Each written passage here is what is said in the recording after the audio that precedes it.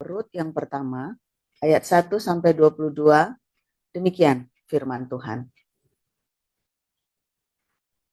Pada zaman para hakim memerintah, ada kelaparan di tanah Israel. Lalu pergilah seorang dari Betlehem Yehuda beserta istrinya dan kedua anaknya laki-laki ke daerah Moab untuk menetap di sana sebagai orang asing. Nama orang itu ialah Elimelek, nama istrinya Naomi, dan nama kedua anaknya Mahlon dan Kilion. Semuanya orang-orang Efrata dari Betlehem Yehuda, dan setelah sampai ke daerah Moab, diamlah mereka di sana. Kemudian matilah Elimelek, suami Naomi, sehingga perempuan itu tertinggal dengan kedua anaknya. Keduanya mengambil perempuan Moab, yang pertama bernama Orpa, yang kedua bernama Rut, dan mereka diam di situ kira-kira 10 tahun lamanya. Lalu matilah juga keduanya, yakni Mahlon dan Kilion, sehingga perempuan itu kehilangan kedua anaknya dan suaminya. Kemudian berkemaslah ia dengan kedua menantunya, dan ia pulang dari daerah Moab, sebab di daerah Moab ia mendengar bahwa Tuhan telah memperhatikan umatnya dan memberikan makanan kepada mereka. Maka berangkatlah ia dari tempat tinggalnya itu bersama-sama dengan kedua menantunya. Ketika mereka sedang di jalan untuk pulang ke tanah Yehuda, berkatalah Naomi kepada kedua menantunya itu, "Pergilah, pulanglah masing-masing ke rumah ibunya. Tuhan kiranya menunjukkan kasih-Nya kepadamu, seperti yang kamu tunjukkan kepada orang-orang yang telah mati itu dan kepadaku. Kiranya atas karunia Tuhan, kamu mendapat tempat perlindungan, masing-masing di rumah suaminya." Lalu diciumnyalah mereka. Tetapi mereka menangis dengan suara keras dan berkata kepadanya, "Tidak, kami ikut dengan engkau pulang kepada bangsamu." Tetapi Naomi berkata, "Pulanglah, anak-anakku. Mengapakah kamu turut dengan aku? Bukankah tidak akan ada lagi anak laki-laki yang kulahirkan untuk dijadikan suamimu nanti? Pulanglah, anak-anakku. Pergilah, sebab sudah terlalu tua aku untuk bersuami. Seandainya pikirku ada harapan bagiku, dan sekalipun malam ini aku bersuami, bahkan sekalipun aku masih melahirkan anak laki-laki, masakan kamu menanti sampai mereka dewasa? Masakan karena itu kamu harus menahan diri dan tidak bersuami? Janganlah kiranya demikian, anak-anakku. Bukankah jauh lebih pahit yang aku alami daripada kamu? Sebab tangan Tuhan teracung terhadap aku. Menangis pula mereka dengan suara keras. Lalu Orpa mencium mertuanya itu, minta diri. Tetapi Rut tetap berpaut padanya. Berkatalah Naomi, "Telah pulang iparmu kepada bangsanya dan kepada para allahnya. Pulanglah mengikuti iparmu itu." Tetapi kata Rut, "Janganlah desak aku meninggalkan engkau dan pulang dengan tidak mengikuti engkau. Sebab kemana engkau pergi, ke situ jugalah aku pergi. Dan di mana engkau bermalam, di situ jugalah aku bermalam. Bangsamulah bangsaku, dan Allahmulah Allahku." Di mana engkau mati, aku pun mati di sana. Dan di sanalah aku dikuburkan. Beginilah kiranya Tuhan menghukum aku, bahkan lebih lagi daripada itu, jikalau sesuatu apapun memisahkan aku dari engkau, selain daripada maut. Ketika Naomi melihat bahwa Ruth berkeras untuk ikut bersama-sama dengan dia, berhentilah ia berkata-kata kepadanya. Dan berjalanlah keduanya sampai mereka tiba di Betlehem. Ketika mereka masuk ke Betlehem, gemparlah seluruh kota itu karena mereka. Dan perempuan-perempuan berkata, Naomi kah itu? Tetapi ia berkata kepada mereka, janganlah sebutkan aku Naomi. Sebutkanlah aku Mara. Sebab yang Maha Kuasa telah melakukan banyak yang pahit kepadaku. Dengan tangan yang penuh aku pergi, tetapi dengan tangan yang kosong Tuhan memulangkan aku. Mengapakah kamu menyebutkan aku Naomi? Karena Tuhan telah naik saksi menentang aku. Dan yang Maha Kuasa telah mendatangkan malapetaka kepadaku. Demikianlah Naomi pulang bersama-sama dengan Ruth, perempuan Moab itu, menantunya, yang turut pulang dari daerah Moab. Dan sampailah mereka ke Bethlehem pada permulaan musim menuai jelai. Demikian.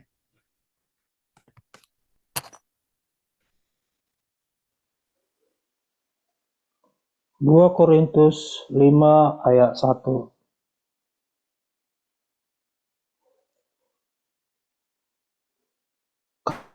Karena kami tahu bahwa jika tempat kediaman kita di bumi ini dibongkar, Allah telah menyediakan suatu tempat kediaman di sorga bagi kita. Suatu tempat kediaman yang kekal, yang tidak dibuat oleh tangan manusia. Selama kita di dalam kemah ini, kita mengeluh karena kita rindu mengenakan tempat kediaman surgawi di atas tempat kediaman kita yang sekarang ini. Sebab dengan demikian kita berpakaian dan tidak kedapatan telanjang. Sebab selama masih diam di dalam kemah ini, kita mengeluh oleh beratnya tekanan karena kita mau mengenakan pakaian yang baru itu tanpa menanggalkan yang lama, supaya yang panah itu ditelan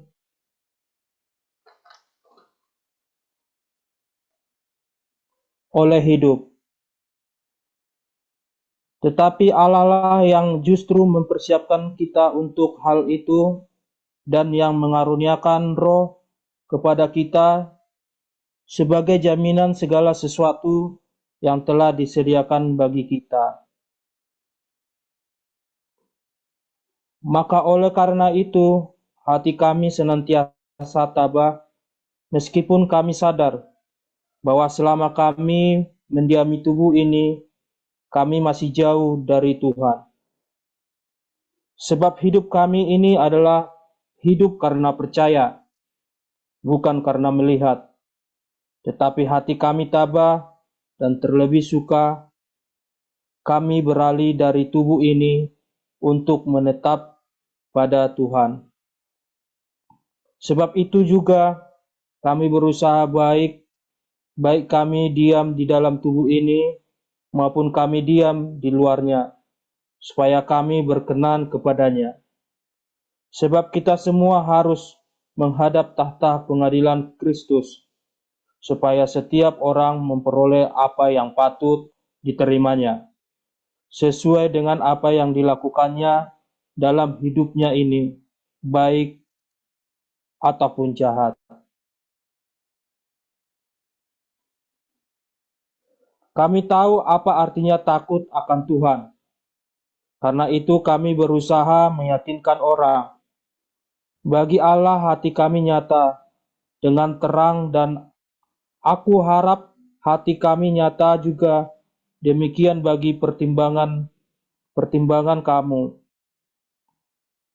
Dengan ini kami tidak berusaha memuji-muji diri kami sekali lagi kepada kamu, tetapi kami mau memberi kesempatan kepada kamu untuk memegahkan kami, supaya kamu dapat menghadapi orang-orang yang bermegah karena hal-hal lahiriah dan bukan batiniah.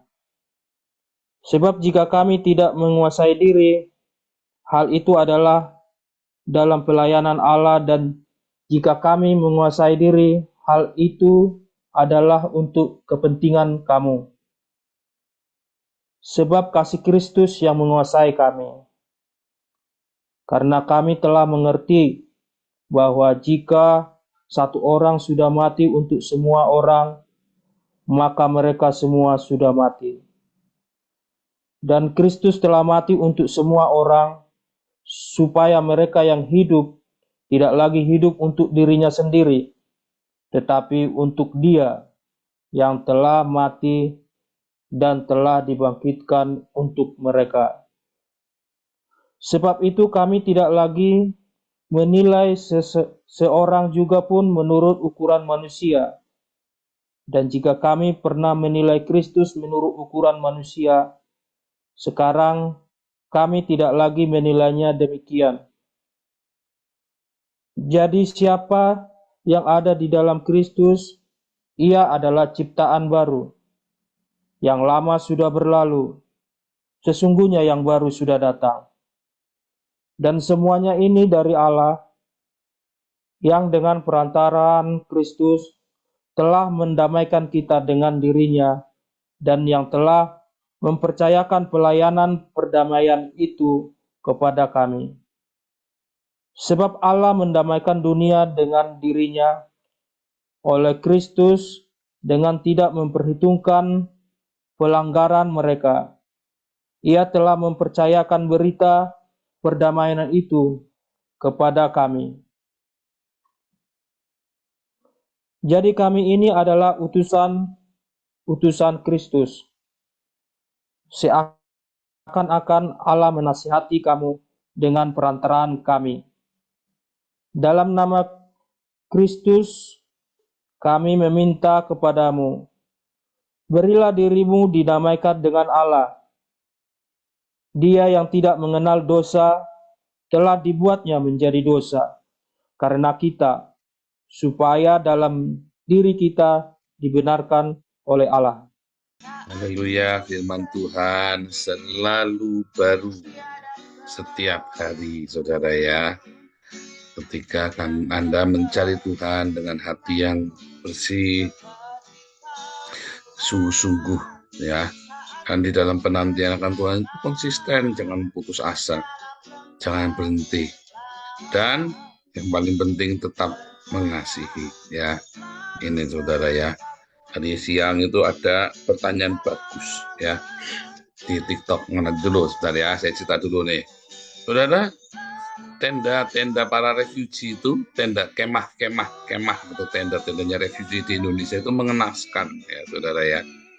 Mengenaskan. Apa beda tenda refugee di Indonesia dengan tenda-tenda refugee yang ada di Belanda? Ya, lebih bagus, jelas ya saudara ya. Tapi mengapa Belanda lebih bagus? Banyak duitnya. Oh iya, tapi kan orang mau banyak duitnya nggak ada duitnya. Intinya apa saudara? Karena orang Belanda itu ingin menunjukkan kasihnya kepada refugee. Mereka itu pertama kali ada namanya Samaritan Purse. Ya. Samaritan Purse itu adalah terilhami dari cerita orang Samaria yang baik hati. Ya. Nah, kemudian Samaritan Purse ini menolong banyak sekali orang refugee yang akhirnya kemudian dilembagakan oleh PBB ya, karena banyak sekali refugee ya, saudara ya. Dan akhirnya pemerintah Eropa mengorganisir semua yang rapi, semua ya, massal. Dan semua asalnya itu dari tenda-tenda refugee ini semua dibikin yang bagus.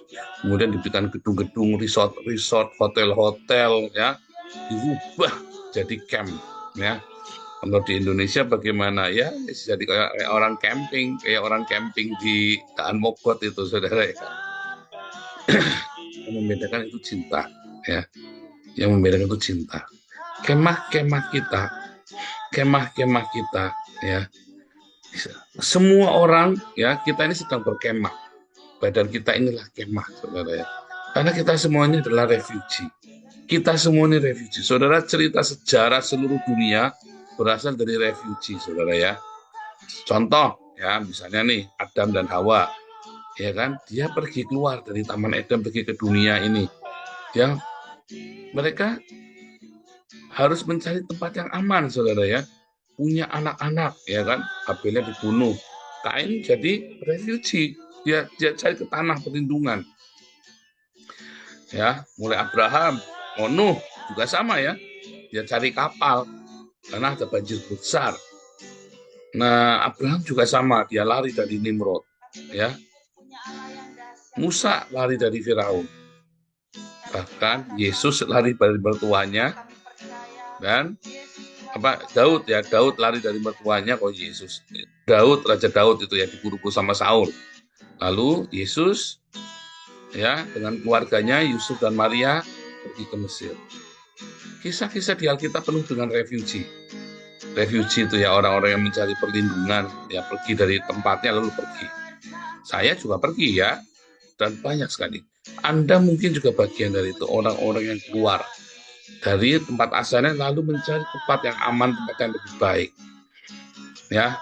Nah, tapi kita semua secara rohani adalah refugee, saudara. Secara rohani kita semua adalah refugee, orang-orang yang tinggal di sebuah kemah. Badan kita ini adalah kemah. Nah, kalau tadi cerita tentang Ruth itu, ya, Ruth itu adalah orang Moab dan lalu ikut kepada Naomi. Naomi adalah refugee. Dia lari dari Bethlehem karena ada wabah kelaparan di sana, ya. Lalu mereka lari ke daerah dataran tinggi Moab. Lalu mereka tinggal di sana. Lalu di Moab warganya Naomi mati semua. Akhirnya Naomi mau balik ke Bethlehem, tapi Ruth minta ikut. Maka jadilah Ruth, ya. Tadinya Naomi refugee, ya kan, minta refugee, ya, berlindung di Moab. Akhirnya Ruth sekarang yang berlindung di Bethlehem. Nah, saudara, apa yang membedakan ya refugee, ya, yang di Indonesia dengan yang di Belanda? Refugee di Belanda itu dicinta, saudara, ya. Mereka datang kepada orang-orang yang penuh cinta. Bukan karena refusinya baik, orang refusinya kurang ajar itu, orang-orang Arab itu, ya. Tetapi di Indonesia refusi itu dibenci, ya, ya. Karena mereka datang kepada orang-orang yang tidak punya cinta. Nah, itu yang saya mau cerita hari ini, supaya tentang bagaimana kita bisa punya, ya, kemah yang penuh dengan cinta, saudara. Kalau refugee datang di tempat-tempat orang yang dimana tidak ada cinta sana, maka sengsara kayak di Indonesia. Tapi orang-orang Arab ini datang kepada orang-orang yang penuh cinta di Eropa, sehingga mereka dirawat. Gereja-gereja semua siap, saudara, dengan para refugee ini. Di Indonesia, saudara, apakah masjid-masjid siap dengan para refugee? Enggak, saudara, malah berantem, ya. Gereja ada 1-2, ya, yang mulai peduli dengan refugee. Tapi pelayanan refugee ini pelayanan yang banyak duitnya keluar, kayak kami, ya, kita kan banyak nolongin refugee, ya, kita banyak keluar uang. Saya pribadi, ya, karena Anda kalau menangkan jiwa mereka, masalah mereka itu banyak, saudara, ya. Nah, kita nggak bahas, ya. Tetapi, saudara, yang saya maksud adalah, ya, kamu ini sedang tinggal di tubuh yang penuh cinta, apa ditinggal di tubuh yang marah, saudara? Ya, Anda ini lagi tinggal di tubuh yang penuh cinta atau tubuh yang marah, tubuh yang penuh kebencian. Ya, kalau Anda tinggal di tubuh yang penuh cinta, maka jiwamu tenang, saudara. Jiwamu juga bisa mencintai, Tapi kalau kamu tinggal di tubuh yang penuh dengan kebencian, penuh dengan permusuhan, maka jiwamu juga nggak tenang. Bagaimana kita punya ya kemah yang penuh cinta, kemah kediaman kita yang baik, ya kemah kediaman yang baik. Kita semua pasti mati, saudara. Cuman bagaimana kamu bisa tubuhmu itu dipakai untuk kemuliaan Tuhan supaya penuh cinta. Ya, bagaimana tubuhmu itu bisa dipakai untuk rumah cinta, bukan rumah kebencian yang penuh dengan keserakahan, yang penuh dengan dendam, yang penuh dengan percekcokan, yang penuh dengan keegoisan. Waduh, merasa paling benar sendiri dan aku kudu benar dan kudu menang-menangan. Nggak enak, saudara ya. Kalau kamu tinggal di tubuh yang seperti hidupmu tuh penasaran, ya. Mimpimu buruk, hidupmu penasaran, saudara. Tapi saya itu suka mimpi buruk ya, saudara ya, ya. Tapi setelah belakangan enggak ya, setelah anak-anak dewasa, dia mulai mencari Tuhan sungguh-sungguh, mulai mimpinya enggak buruk ya. Tetapi dia dulu mimpinya buruk karena dia selalu nggak mau kalah dan penuh dengan kesombongan, pride ya. Pride-nya tinggi sekali, saudara ya. Nah, orang-orang seperti ini sengsara. Dia bikin sengsara hidupnya sendiri. Sampai suatu ketika, ya saudara ya, sampai suatu ketika saking dia bangganya dengan dirinya sendiri, dia lebih baik, dia, istrinya, dan anak-anaknya nggak makan, daripada dia harus ditolong oleh orang yang dia tidak suka. Wah, itu benar-benar itu saya pengalaman. Saya pikir, saya dulu seperti itu ya, saya dulu bangga. Sekarang saya bilang itu bodoh. Setelah saya mengalami jatuh bangun, saya renungkan, itulah kesombongan. Kalau kamu tinggal di tubuh yang semacam itu, nggak enak banget tuh, saudara. Sengsara lahir batin tuh kamu. Ada nggak ya sini yang tubuhnya itu sombong banget, sampai kamu tuh tidak mau menerima pertolongan, atau bahkan kamu merasa selalu benar terus, orang lain salah terus, sehingga kamu ngotot kudu bener, saudara ya. Ada apa-apa kamu kudu menang pokoknya, kudu bener, kudu menang. Nggak ada mau ngalahnya, nggak ada mau disalahin sama sekali. Sengsara, saudara. Sengsara. Kalau kamu tinggal di kemah yang seperti itu, oh itu kemah, saudara ya. Itu kemah. Kamu yang bikin kemah itu. Kamu sendiri yang bikin kemah itu. Respon-responmu terhadap kehidupan, respon-respon dari jiwamu itu, sehingga jiwamu punya kemah yang seperti itu, ya kan? Tapi kalau kamu punya, ya, kamu merespon kehidupan dengan kerendahan hati, maka kemahmu akan indah, ya, kemahmu akan indah karena kamu rendah hati. Ini saya cerita hukum universal ya, saya nggak cerita, ini belum ajaran Tuhan Yesus, ini kita cerita hukum universal ya, yang tentu saja Tuhan Yesus mengajarkannya. Tetapi semua agama di dunia juga mengajarkan ini, saudara ya. Semua, kecuali Islam mengajarkan, saudara ya. Kalau Islam itu diajari kamu untuk punya istri 4, mengumbar nafsumu itu loh. Jadi kalau Tuhan Yesus mengajarkan kepada kita untuk mengendalikan hawa nafsu di tubuh ini, ya, dimulai dari hati, dimulai dari jiwa yang ada di dalam kemah. Yang tadi siang di TikTok, Anda ikuti TikTok ya, saudara, viralkan TikTok saya itu. Kadang-kadang ekstrim ya. Tetapi yang satu itu tadi ada yang nanya bagus ya, mengapa Tuhan Yesus menyembuhkan orang sakit, membangkitkan orang mati, orang lumpuh berjalan, orang bisu bisa bicara, orang buta melihat, orang tuli mendengar, tetapi tidak ada orang miskin jadi kaya.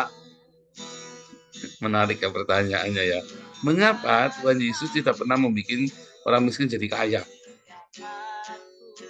Itu menarik sekali. Jawabannya gampang, ya. Tetapi pendeta-pendeta nggak bisa jawab.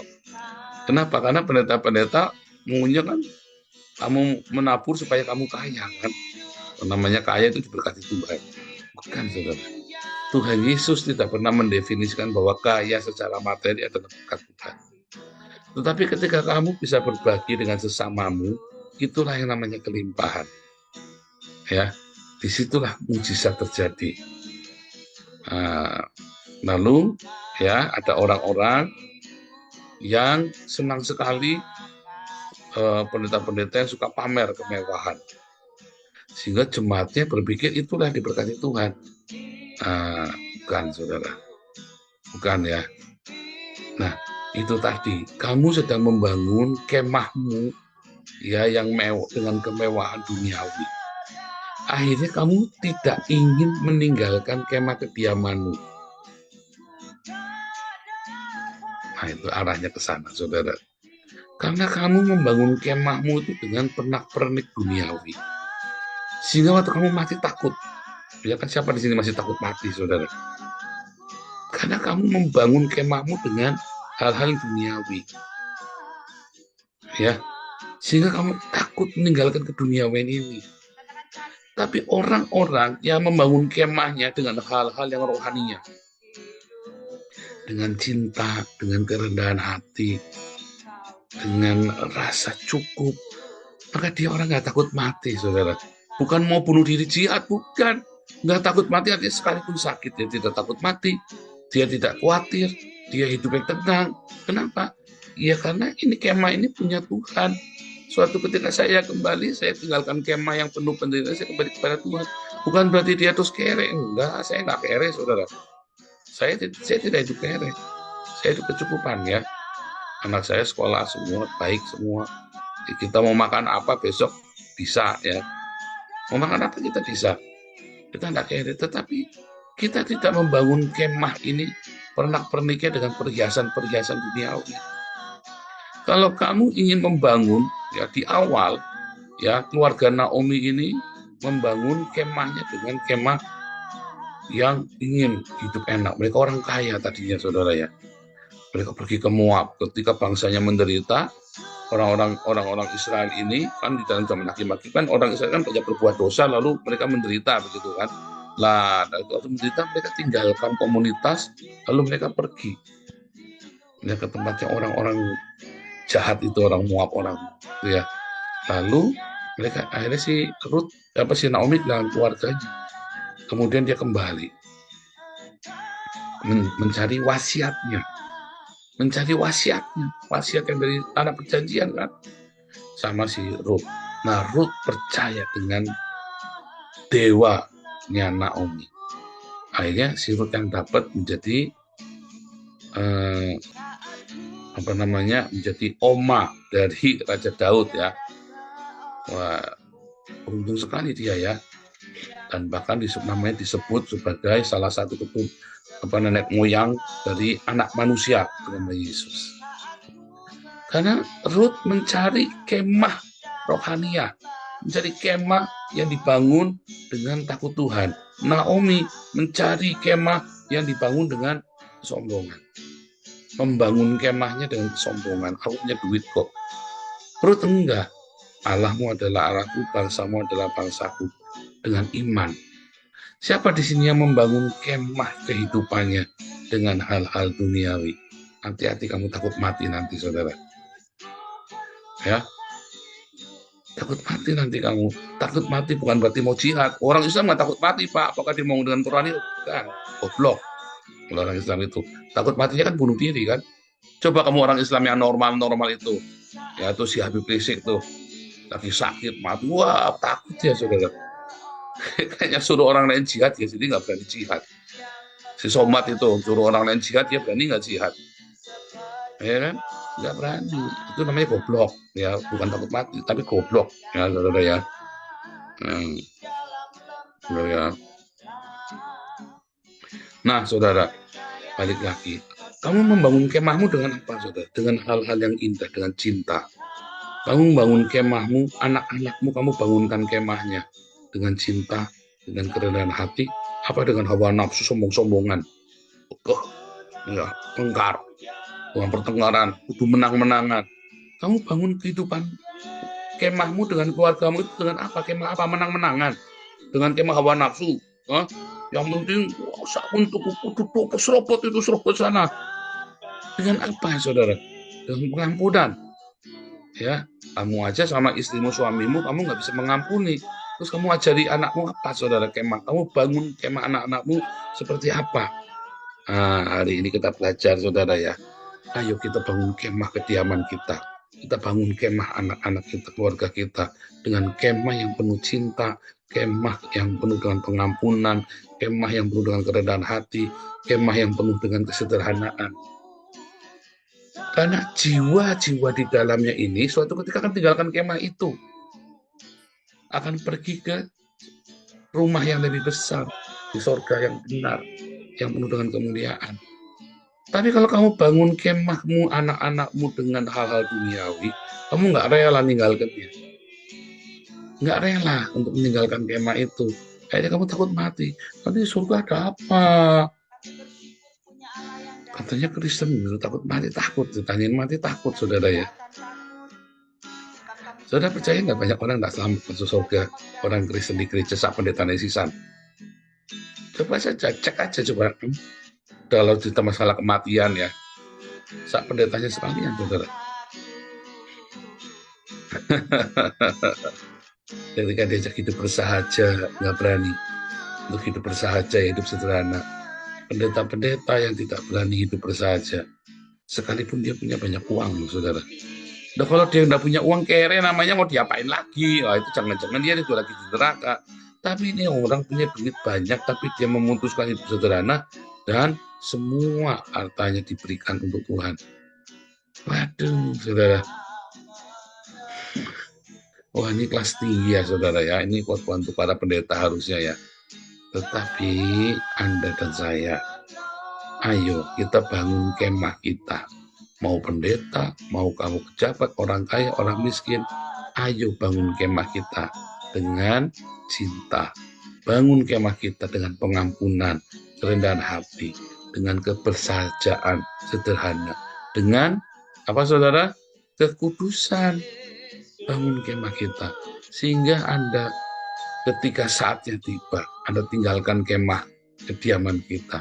Karena kita refuge di bumi ini, kita kembali ke paradise, kepada negara kita, kepada asal-usul kita di Taman Eden dengan penuh sukacita. Karena kemah ini hanya sekedar kemah. Kita kembali kepada Tuhan di surga yang mulia. Tenang, saudara ya. Saya ngomong ini Anda siap nggak? Tuhan Yesus memberkati.